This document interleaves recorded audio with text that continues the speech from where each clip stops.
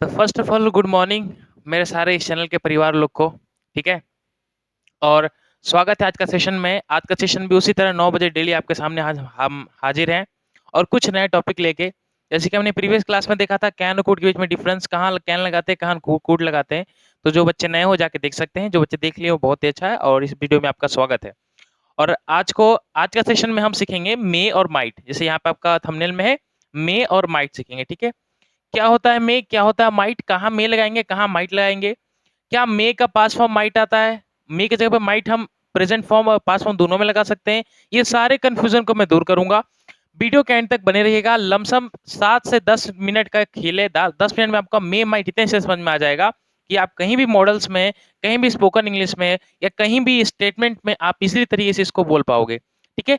But मेरी बातों को ध्यान से सुनिएगा कि मैं क्या बोलना चाहता हूँ और क्या बोलूंगा आपके लिए। ठीक है। उससे चाहे तो आप नोट करिएगा। इसके अंदर सारे पीडीएफ बने रहते हैं, आपको ऑलरेडी मेंशन साथ में दिखेगा। बस वीडियो को एंड तक देखते रहिएगा।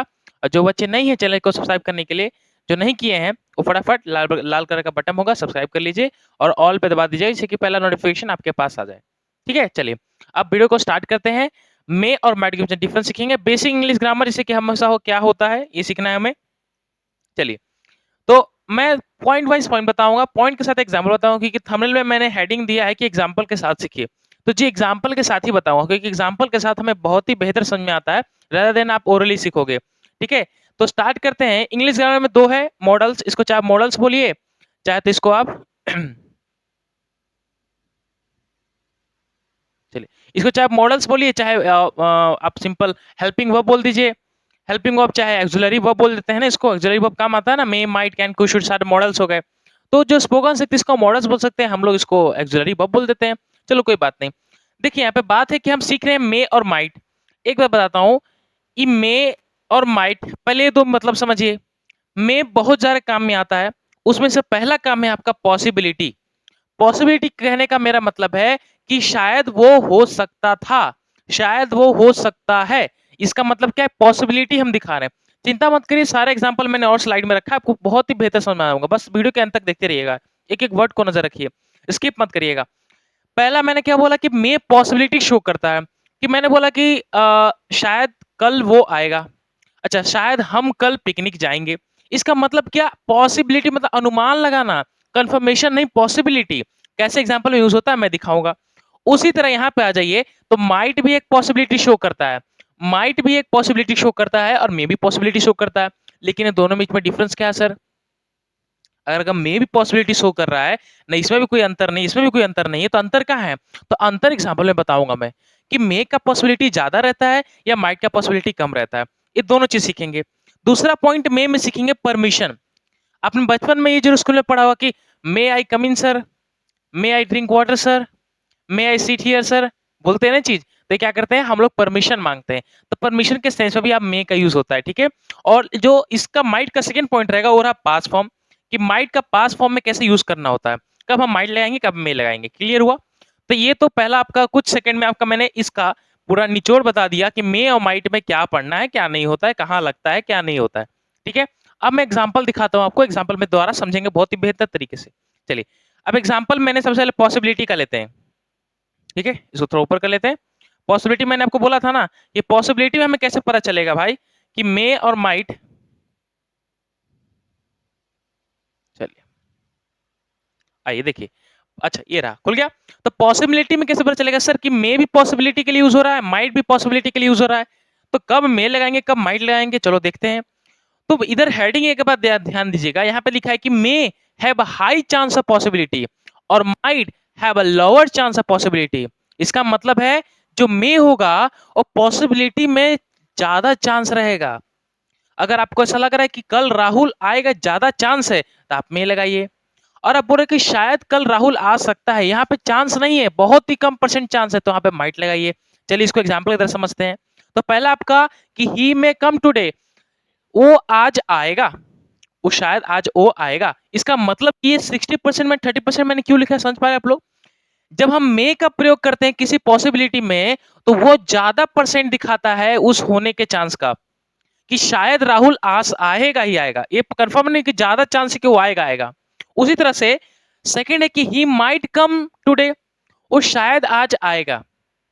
एक शायद, एक आएगा, ये दोनों में कंपेयर। अब इसी को एक्सप्रेशन में बोल के देखिए तो, he may come today, he might come today, वापस he may come today, he might come today. Expression से कैसा लग रहा है कि अगर मे यूज कर रहे हैं तो शायद वो आज आज आएगा, ज्यादा चांस है, लेकिन जब माइट यूज कर रहे हैं तो लग रहा है कि शायद वो आ सकता भी, नहीं भी आ सकता है, ज्यादा चांस नहीं आने का।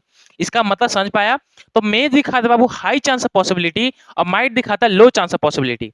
ठीक है, तो इसलिए अगर आपको कहीं लगता है मे लगाना पॉसिबिलिटी में और वो चीज होने वाला ज्यादा चांस है तो आप माइट लगा दीजिए, मे लगा दीजिए। अगर आपको लगता है कि वो पॉसिबिलिटी हो नहीं सकता है, मतलब ज्यादा चांस नहीं है, तो माइट से आप चीज को बोल सकते हैं। क्लियर हुआ? आइए दूसरा एग्जांपल समझते हैं कि द वेदर में बेस्ट है, सॉरी बी होगा। द वेदर, 4 काट दीजिए। द वेदर में बी बेटर टुमारो, कल मौसम अच्छा होगा। ये में पॉसिबिलिटी है, कल मौसम अच्छा होगा। इसका मतलब कि कल जो मौसम अच्छा होगा वो 60% चांस दिखा रहा है कि ज्यादा अच्छा हो सकता है। अगर इसी चीज को मैं माइट लूं, यहाँ पे माइट ले लूं, तो he the weather might be better tomorrow, कल जो मौसम है शायद अच्छा हो सकता है। शायद अच्छा हो सकता है, कंफर्म नहीं है, शायद ही अच्छा हो सकता है। इसका मतलब कि वहां पॉसिबिलिटी बहुत ही कम है। जब आप सेंटेंस में किसी पॉसिबिलिटी को शो करते हैं, बहुत ही कम दिखे तो माइट लगा दीजिए, बहुत ज्यादा पॉसिबिलिटी दिखता है तो मे लगा दिए, कंफ्यूजन दूर हो जाएगा। ठीक है, ये भी एग्जांपल आपने देख लिया। थर्ड एग्जांपल देखते हैं। I think you may come late, मेरे हिसाब से आज तुम लेट आए थे। लेट आए थे, ये मे जो दिया है ये दिखा रहा है कि शायद तुम लेट आए थे, ज्यादा चांस दिखा रहा है। अगर यहाँ माइट में यूज किया हो तो ये प्रोनाउंसिएशन कर रहा है कि I think you might come late, शायद तुम आज लेट आए थे। ये कंफर्म नहीं है, ये मतलब कि ये जो पॉसिबिलिटी का होने का चांस है ये बहुत ही कम दिखा रहा है। वो क्या पता आया ही नहीं हो, लेट हो, समय पे आ गया होगा, और इसमें लग रहा है कि शायद वो लेट आ ही गया था इसलिए मे लगा दिया गया हो। ठीक है, तो बोलने के एक्सप्रेशन के सेंस में भी आप इंग्लिश को बहुत अच्छी तरीके से पढ़ सकते हैं। अगर इसी का एक्सप्रेशन बताना है तो कैसे एक्सप्रेशन बताइएगा कि द वेदर में बी बेटर टुमारो, जैसे कि द वेदर में बी बेटर टुमारो।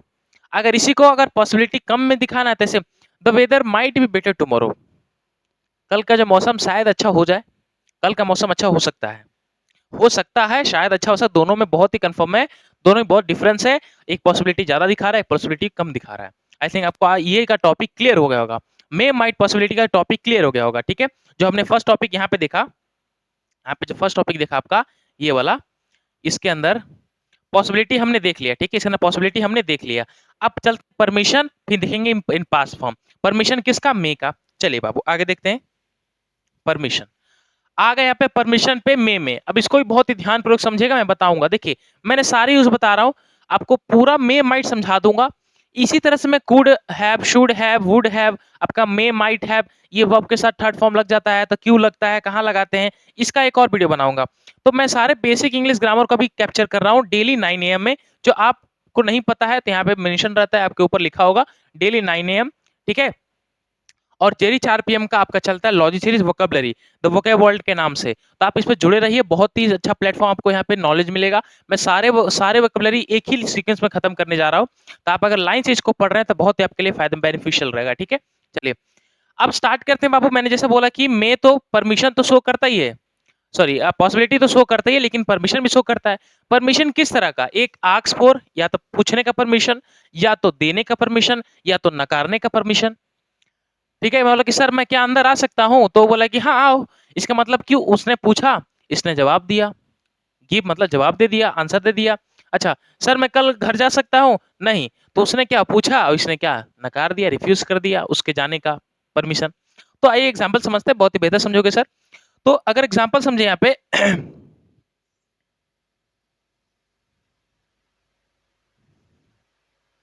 चलिए देखिए यहाँ पे, मे आई कम इन सर।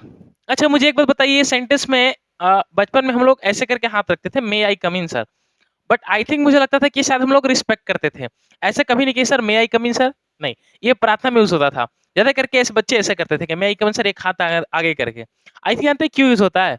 ऐसे बहुत सारे पूछा जाता है कि क्यों इसको यूज करते हैं, तो मेरे हिसाब से लगता है क्योंकि हम गेट के पहले पीछे खड़े रहते हैं, और पीछे खड़े सर हमें दिखते नहीं अगर साइड में बैठे हैं तो, इसलिए हम हाथ दिखाते हैं कि सर मे आई कम इन, तो हाथ दिख जाता है, इससे कंफर्म कोई लड़का सामने खड़ा है। आई थिंक इसके लिए यूज होता है, ज्यादा कोई कोई बड़ा चीज नहीं है ये। चलो देखते हैं। तो मे I come in sir daily हम लोग स्कूल में यूज करते थे। बाहर गए, आना है, बुक लेने गए, पेंसिल लेने गए, चॉक लेने गए, हमेशा मे आई कम इन सर। तो मे आई कम इन सर क्या दिखा रहा है बाबू? एक परमिशन दिखा रहा है ये sir may I come in sir, क्या मैं अंदर आ सकता हूँ? ये परमिशन दिखा दिया। तो परमिशन के क्या इसने पूछा, इसने परमिशन को पूछा मतलब आस्क फॉर पूछा, लेकिन यही जो टीचर बैठा है सामने तो क्या बोलिए, यस यू मे, आइए अंदर। समझ ले, तो परमिशन में अभी आप मे रिग्रेट भी कर सकते हैं, रिग्रेट भी कर सकते हैं और गिव भी दे सकते हैं, तो दे भी सकते हैं आंसर। चलिए सेकंड क्वेश्चन देखेंगे तो मे आई ड्रिंक वाटर सर, ये भी बोलते हैं। और ये जो सारे सेंटेंस है बच्चे को रटा दिया जाता था स्कूल में कि बाबू अगर तुम्हें पानी पीना है तो परमिशन ऐसे लेना पड़ेगा, मे आई ड्रिंक वाटर सर। अच्छा तुम्हें अगर वहां बैठना है तो बोले can I sit here sir, ऐसे बोलना पड़ेगा। अच्छा तुम्हें टॉयलेट जाना है तो मे आई गो टू वॉशरूम सर, तो ऐसे ऐसे वर्ड सिखा, लेकिन उनको बताया नहीं था कि बाबू मे ही क्यों लगा रहे हो आप लोग, कैन क्यों नहीं लगा रहे हो। तो कैन उनको समझा देते तो पहले वो मेंटिलिटी नहीं था कि बच्चे उतना समझ पाए। ठीक है, अभी हम लोग जो आपका ओम्स लॉ पढ़ते हैं 10th में और 12th में, दोनों में डिफरेंस है। ओम्स लॉ जो 10th में पढ़ते हैं वो गलत पढ़ते हैं, 12th में पढ़ते हैं दूसरा पढ़ते हैं। लेकिन हमारा जो बुद्धि होता है 10th तक, उस समझने के लिए टीचर, ऐसा नहीं कि टीचर खराब था, टीचर नॉलेजेबल है, लेकिन आपकी क्षमता नहीं थी उस चीज को समझने की। इस तरह से मे और कैन बचपन में हमें नहीं बताया जाता कि मे हम कैन क्यों लगाते सर। अगर बच्चे अराइज करते तो सब टीचर भी थोड़ा शर्मा जाता कि हाँ बोल दे भाई मे ही लगाना है, तुम्हें कैन नहीं लगाना, अभी आगे चल के समझोगे। ठीक है, तो मेरे हिसाब से अगर पहले बता देता था कि भाई अब समझ, बताने का चांस ही नहीं होता ना, बच्चे समझ ही नहीं पाते मे और कैन क्या है। पर बोल दे कि सर इंग्लिश मीडियम में पढ़ रहे हो, इंग्लिश स्कूल में, तो आपको इंग्लिश बोलना कंपलसरी है, तो मे आई कम इन सर लगाइए। बाद में पता चलता है कि भाई कैन नहीं लगाते, क्योंकि कैन तो एबिलिटी शो करता है कि मैं सर वहां जा सकता हूँ, मेरी एबिलिटी है, ऐसा नहीं ना कि मैं वहां में परमिशन मांग रहा हूँ कि मैं वहां जा सकता हूँ। ठीक है, इसलिए मे लग जाता है। चलिए, तो फिर है may I drink water sir, yes you may, यहाँ पे परमिशन मांगा, यहाँ पे इसका आंसर दे दिया। अच्छा मे आई गो होम नाउ, मैं अभी घर जा सकता हूँ, यहाँ भी परमिशन मांगा, बट यहाँ पे रिग्रेट कर दिया, रिग्रेट का मतलब रिफ्यूज कर दिया, आंसर काट दिया। तो परमिशन के सेंस में आप पूछ ना सकते हो, आंसर उसके जगह पर जवाब दे सकते हो, और आप डेली इसको काट भी सकते हो, लेकिन मे के जैसा पूछा गया हो तो। आई थिंक आपको क्लियर हो गया होगा। चलिए नेक्स्ट देख लेते हैं इसी का लास्ट फॉर्म, जो मैंने आपको बोला कि जो माइट होता है, जो माइट होता है पास्ट फॉर्म में यूज होता है। अब कैसे, इधर देख लीजिए एक बार। चलिए इधर आइए, देखिए मे जो होता है, मे माइट का पास्ट फॉर्म नहीं है। मैं आपको लग रहा है कि सर उल्टा बोल रहे हो, देखिए मे माइट हो गया, कुड हो गया, शुड हो गया, वुड हो गया, ये सारे पास्ट में यूज होते हैं, क्योंकि ये जो वर्ड होते हैं ना, ये पास्ट के लिए ही आ जाता है। मॉडल्स में जब पास्ट की बात दिखाना तो यही वर्ड यूज करते हैं, लेकिन ये नहीं कि मे का पास्ट फॉर्म माइट है, ये गलत स्टेटमेंट होता है। मे का पास्ट फॉर्म माइट नहीं होता, लेकिन पास्ट में यूज करने के लिए बेस्ट वर्ड वही होता है, माइट या कुड बोलिए चाहे शुड बोलिए। ठीक है, नहीं लगा, कैन नहीं लगा सकते, शैल नहीं लगा सकते, विल नहीं लगा सकते, ये सब क्या हो जाता है, प्रेजेंट की फॉर्म हो जाता है मॉडल्स में। ठीक है, क्लियर हुआ। तो मैं दिखाना चाहता हूँ कि सर माइट जो होता है इसको पास्ट टेंस में यूज कैसे करते हैं। तो दो तरीका है, देखिए, या तो ऐसे लिख सकते हो माइट हैव वर्ब की थर्ड फॉर्म, या तो डायरेक्टली आप माइट यूज कर सकते हो। लेकिन कैसे सर, दोनों तो अलग अलग चीज है। जी अलग अलग चीज है। माइट है प्लस वर्ब की थर्ड फॉर्म कब लगाना है, जब आपको पता चले कि पूरा सेंटेंस पास्ट में है। हैव क्यों लगाते हैं, हैड क्यों लगाते हैं, जो चीज हो चुका था पास्ट में, या जो चीज आप नहीं किए हो पास्ट में। तो ये अगर ये सेंटेंस पढ़ोगे कि she might have attended the party but she was will, वो पार्टी अटेंड कर पाती लेकिन वो बीमार हो गई थी, वो पार्टी अटेंड कर पाती लेकिन बीमार हो गई थी, इसका मतलब क्यों पहले की बात बताया गया, इसलिए माइट हैव वो आपकी थर्ड फॉर्म आया है। लेकिन जस्ट बिकॉज आपने शुरुआत में ही पास्ट का चीज वर्ड बोल दिया हो, फ्रीक्वेंटली बोला हो, तो यहाँ पे माइट लगा दीजिए, जैसे कि मैंने यहाँ बोला। अच्छा, ये तो आई थिंक, थिंक तो आपका वर्ब की फर्स्ट फॉर्म है, तो यहाँ पे तो मे बिल्कुल सही है कि I think I may go to the PTM parent teacher meeting, जहाँ पे बच्चों लोग का मीटिंग होता है। तो ये सेंटेंस सही है।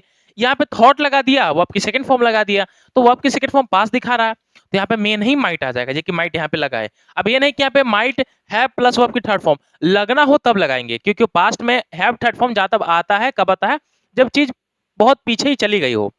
ठीक है, उसमें आप माइट हैव अटेंडेड। तो ये दो चीज है, दो बीच में कंफ्यूजन नहीं होना है। बहुत बच्चे कंफ्यूज होते हैं कि सर माइट लगाना है कि माइट हैव आपकी थर्ड फॉर्म लगाना है।